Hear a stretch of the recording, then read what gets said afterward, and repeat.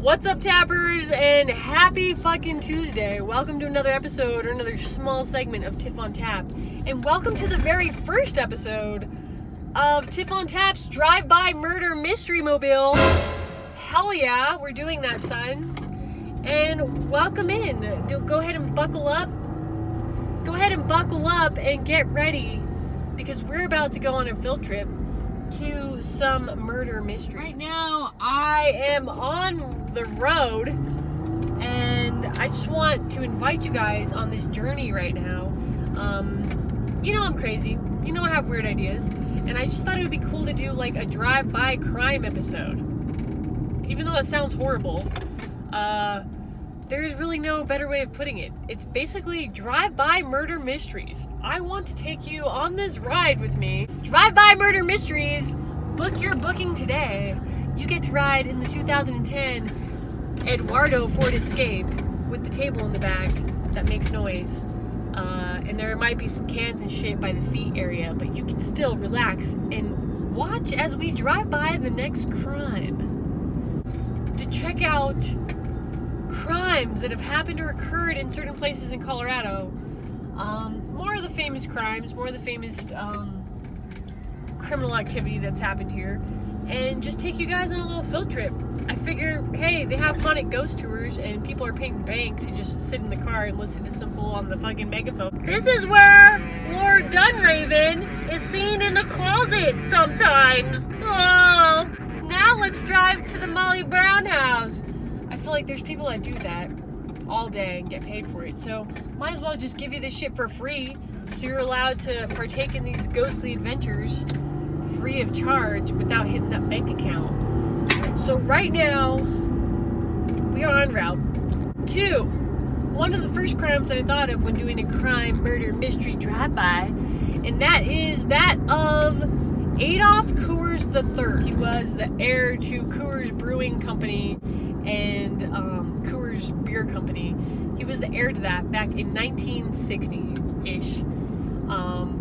And he eventually was kidnapped and murdered, and I feel like not a lot of people knew that when they were drinking their Coors banquet on this evening. So I'd like to share that with you so that you guys know a little bit more about what you're drinking when you take that nice big gulp of Coors.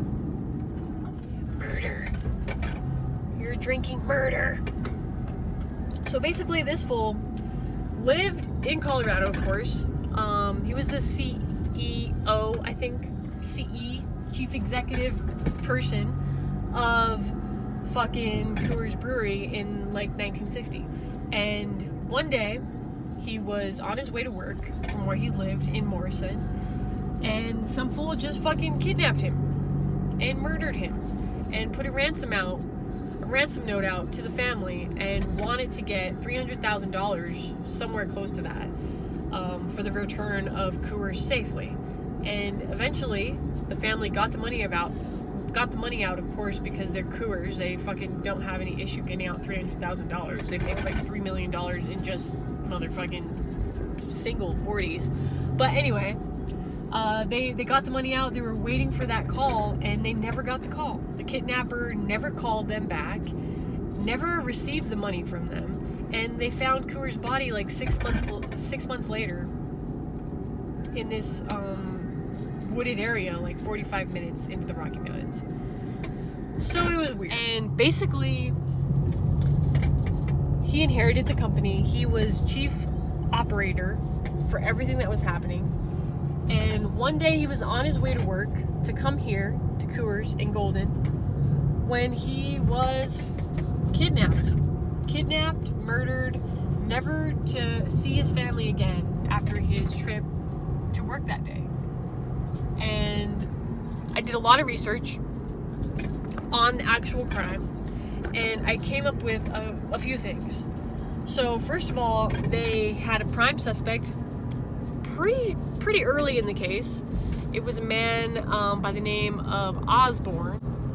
He was actually using an alias, but Joseph Corbett was his name, and he was a convicted murderer already that had escaped Colorado jail and was living under this alias name And they believe that he is the one that typed up the ransom note that they found in Coors' automobile. So basically, there was this one-way road in Turkey Creek that he had taken because they were doing construction at the time on his way from Morrison, where he lived, to the brewery here in Golden. He basically was on his way to work, left early that day, left at 8 o'clock, and his wife said he was in a good mood. And later on that day, they found his station wagon abandoned on this one-way road on Turkey Creek Bridge that had the radio playing and a ransom note inside. And like 3 feet away, in a close proximity to the car, they found a large blood stain, and they also found 2 of Coors' hats. So they found a baseball hat that he was assumingly wearing at the time that he was going to work that day. And they also found a fedora. Now, long story short, they basically found this guy that killed him. They found Coors' body after a really extensive search. It was like one of the top FBI searches at that time in the United States. Corbett was the most wanted man from the FBI at that time. But they basically found Coors' body, bones, shot in the shoulder, somewhere 45 minutes from here. 45 minutes from the brewery into the Rocky Mountains, they found his body. Now, this case was interesting to me not only because I love Coors beer and I just had no idea that this was even a thing, but more importantly because I live so close to here. There's this road that you can take from like Youngfield, if you know what I'm talking about. But basically from Wheat Ridge to Golden, and it's a small road that goes right by the brewery, and it is a really scenic route. Like the leaves are changing right now. You can see fall is here, it has arrived, and this is a great road to really just drive down. And to think that this man was on his way to work when he was kidnapped, shot, murdered, never to see his family again. And this was somebody that was big time, man. This was big time news back then.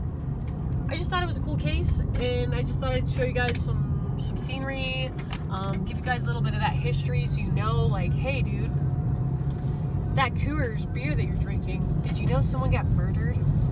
Like, I just feel like it's pretty cool to know that there is some weight to that beer that you're holding. And next time you drink a Coors, think about what has happened to that family. And that's another thing, is that this wasn't the first time when Adolf Coors III was kidnapped and murdered. It wasn't the first kidnapping attempt on the Coors family. They had one prior, like 2 years prior, they had another kidnapping attempt that failed. But it's like people were after fucking this family, man. They knew they had money, and lots of it, and were trying to capitalize on that. I just feel like this is a story that you may not have known. If you do know anything about it, you know more shit than I do, then go ahead and hit me up in the comment section. Let me know what you know. I want to know. And if not, maybe you can just enjoy knowing now that you know something you didn't know, right? So, hell yeah.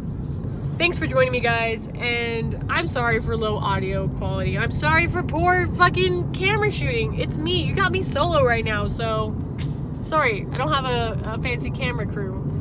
But yeah, so thanks for joining episode 1 of Tiff on Tap's Drive-By Murder Mystery Mobile. Let me know what you think about this. If you think I'm weird and I should just not show you guys where crimes have happened or crimes occurred, then just let me know. But I think it's cool, and it gives you guys some knowledge you might not have had. So have a good day. Peace out. Subscribe and hit that bell so you know when the next Murder Mobile Mystery Mobile Madness Mayhem thing is going around your block. So we're looking for Turkey Creek Road. We have to turn left. Alright, so just up here on the left is Turkey Creek Road. So somewhere on this fucking road 50 years ago, some shit happened. And we're about to fucking find out. So there should be a fucking creek somewhere here. Turkey Creek, right? But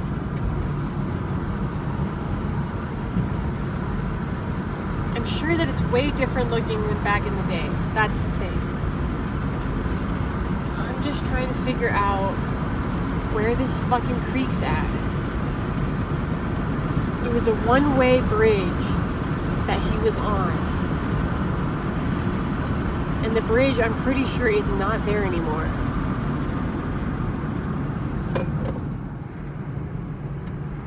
Look at the view, though.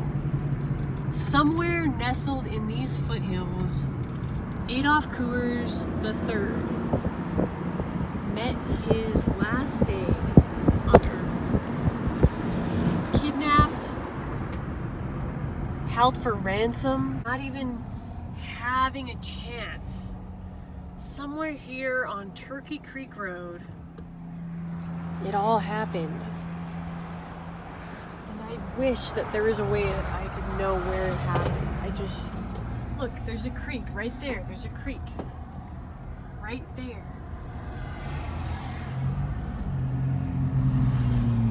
It had to be somewhere along this road.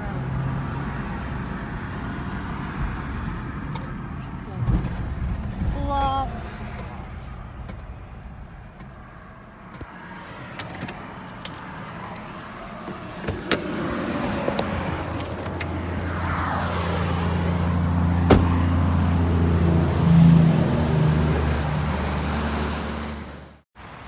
Something crazy happened here in these woods, and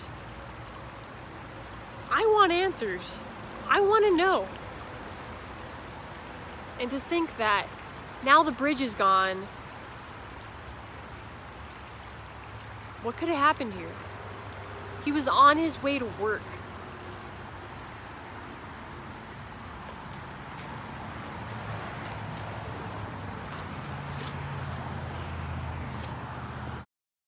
So I ended up driving to Coors' grave, not Adolf Coors III, because he was cremated and his ashes were given to the family after he was found. But this is a grave that is for the Coors family. Adolf Coors, the original OG Coors, is actually buried here. And this is a cemetery in Wheat Ridge. And I just thought I'd pay my last respects to this case and to what has happened. I'm sorry for what happened.